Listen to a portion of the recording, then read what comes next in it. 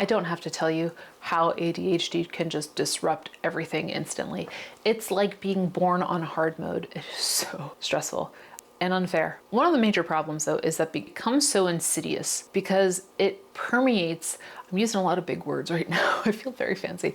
It permeates into all facets of your life, including your business, that you don't realize until it's too late and you have to look back and see, oh crap, I ruined my business because I wasn't paying attention to the way ADHD was affecting it. So let's talk about the signs and the symptoms that ADHD is affecting your business and the ways that you can stop that from happening. The first part of this is get into things you probably don't want to get into. Sorry.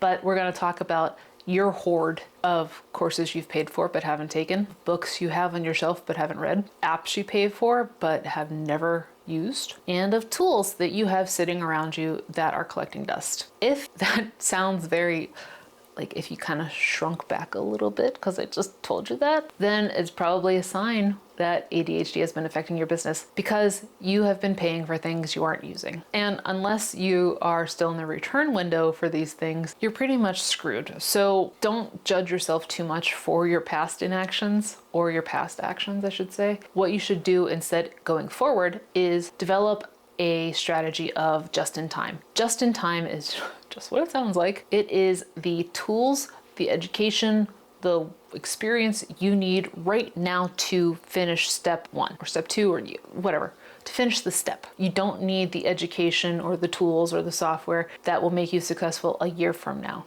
You don't need that. What you need is the stuff for today, and that's what you need to focus on. So going forward, no more courses or apps or tools or books that solve a future problem. Solve the problem of today. And the added benefit of that is that you might not need to buy that other stuff later because you'll have more experience, more education, more worldliness that show you, actually, I didn't need to take a class about how to get my first 1,000 subscribers because I've been writing all of these SEO enriched blog posts and I already have those 1,000 subscribers, that kind of stuff. Which leads me to the next point, and that is the opposite of just in time. Let's say lost in time. And that is when you're falling behind on necessary deadlines that help run your business.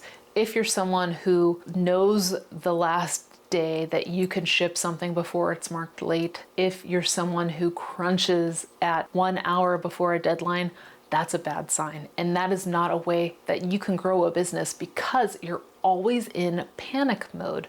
You don't have the brain space to be strategic. Instead, you're too focused on finishing this or guilting yourself because you shut down because it was too much pressure. Luckily though, there are ways that you can prevent this from happening. Automate your shipping. Like I talked about in my ADHD tax video, when I was running a product-based business, I used a company called ShipBob to do my shipping for me so that it was out of my hands. I could focus on my business and growing it, creating new products, creating new strategies, finding new customers, rather than obsessing about, I have to get to the post office today. Shipping orders and going to the post office was like 2 hours out of my day that I would have to worry about. Instead, I could spend those 2 hours being more strategic on the steps that would be necessary to grow my business. Another way you can prevent this from happening is what I call preloading. And essentially what that means is when you get an assignment or a deadline or an order, doing anything you can as soon as you get that information to set yourself up for success. So that might mean, if you're a freelance writer, drafting an outline once you've got a topic from your client. Or if you run a product-based business, printing out the invoice, checking your inventory levels, something like that. Something where this is a new thing that is happening, and so your dopamine's kind of like, this is a little bit exciting. Seize that when you have it and get as much work done as you can so that when that deadline comes, you're a little bit better set. Which leads me into the next part of that, and that is finding a way to get your groove back into that thing so that you can complete your deadline. Essentially, what I'm trying to say is you started this business because you loved some facet of it. And if you didn't, if you just started to make money, you don't have a why, you're in a lot of trouble. But that's not this conversation. There's a reason that you felt there was a need in the marketplace for your expertise and your product and your service. What was it that made you feel that way? What was that drive that got you to set up your business? You need to channel that again into this task and develop a curiosity around the project that will help trigger your motivation. If it's a product, like let's say it's somebody bought a candle, they bought that scent that I made 3 years ago. I am so glad that people are into that scent still. I made that 3 years ago. That's so cool. That gets your little like happy juices flowing and makes you feel so much better than like, oh, I gotta fill this stupid candle order. If you can get kind of like childlike about it and think, oh my God, my client wants me to write this article because they know I know about credit card budgeting. It was just the first thing that came out of my head. Or this person hired me and wants me to complete this project because they saw something in me that made them think you, not them. That's the trigger that might be able to break you out of that monotony, overwhelm that just makes you feel like, I can't do this. I can't do this project. That comes from a feeling of insecurity, which can be a really easy thing to focus on. We, for some stupid reason, tend to hyperfixate on the bad and ignore the good, even if the good is exponentially more than the bad. If you have one bad comment and 500 good comments, the one that keeps you up at night is that bad comment. And that is so lame that for our brains to do that. And it becomes this cycle of insecurity and self-doubt, and more insecurity and more self-doubt. And all of a sudden you're into this next sign and symptom of ADHD affecting your business, which you don't know what you're selling. I've noticed this especially with business owners that have something intangible, like selling a service. In their heads, they're like, well, I sell coaching. But then you go to their website and where's the coaching page? Or where are the testimonials? There's no information. There's no sales pitch. There's nothing. There's just a blog. And I'm saying that because I've been guilty of that. I've been like, well, I'm a marketing strategist. I had nothing on my website about that. My website was just my blog. How is that helpful? How am I going to sell anything if I'm not telling people how they can buy from me? If you have found that what I just said struck a little bit of a chord, there's a way to solve this. And that is to go through and build your sales funnel. Your sales funnel will require you to figure out what each step is that someone has to do to move through the process of buying from you. So for example, a lead magnet, which goes into a tripwire, which goes into an upsell, which goes into a downsell, which goes into your final product. All of that makes you lay out each step of the process that ends up with them buying your big ticket item.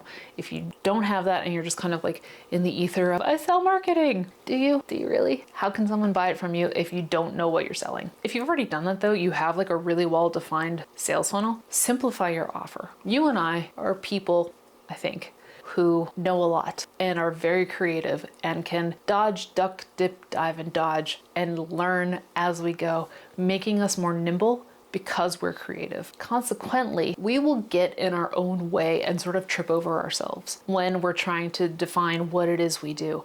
If I asked you, what do you do for a living? And you get nervous, what that might mean is that you're not sure how to answer the question. And if you're not sure how to answer the question, how can you sell? Simplify your offer instead of like, well, I do website design and social media marketing and strategy. Say, I am a business strategist. I help multi-passion creatives and entrepreneurs with ADHD develop systems that help them generate multiple streams of revenue across all of their passions. That's my elevator pitch. What's yours? Why do I emphasize simplifying so much? Well, when I was running my first business, which was a skincare and soap company, I was all alone because I didn't want to bring anyone in. I was too terrified that someone would just see the mess of back-end operations that I had created. But I felt like I had to look big. I had to look impressive because I felt like if someone saw that it was just me in this tiny 100 square foot studio, no one's going to support that. They're going to think that I am just insane. So I had to look big. All of my marketing copy used we instead of I. I had like 17 cents of soap at one point, 10 varieties of scrubs, same like 10 candles, lip balms galore. I had so many products. I know I had close to 100 SKUs in my product catalog that I was making. It was driving me crazy because it was so expensive to do that. And I can't do that all by myself. I'm insane. Why would I do something like that? But then I realized that my giant product catalog was a sign of my ADHD because I wanted to do it all. I wanted to look fancy and I wanted to have the scent that you wanted no matter who you were whenever you were coming to my booth or my shop. The funniest part is that I've noticed so many entrepreneurs who are neurodivergent do that too. And my solution for how to combat that is not easy. It's implementing analytics and using hard data to find what it is you can cull. You might think your citrus and poppy seed soap is the best, but if you look at your data and you see actually no one's buying this, I have a lot of inventory of citrus and poppy seed. It doesn't matter if you love it. What matters is the data telling you it's not selling and you need to start culling it. Now, you could change your marketing strategy around it and try and save that. But my bigger point is that you need to utilize the data that removes feelings and emotions out of your business and gives you the cold hard facts so that you can make decisions on what your product catalog needs to be. Because so many people with these giant catalogs of products or services that they don't really understand or they're not really sure they're selling, it all ends up becoming a huge problem, which is the next sign of ADHD affecting your business, and that is your finances are out of control. If you've got a lot of late fees, maxed out credit cards, if you've been missing payments, that's a big red flag that your business is in trouble. Now, look, I know that many entrepreneurs who are neurotypicals can also run into this problem. However, our ability to impulse spend like nobody's business because of that constant surge of dopamine puts us in a really unfair situation where we are more prone to mess up our business and personal finances because of our ADHD. Luckily though, the solution of culling your product catalog and simplifying your offer goes a long way towards helping you do that. Now, I know that there are gonna be times when you think, I wanna offer something new, and I get that, that's fine.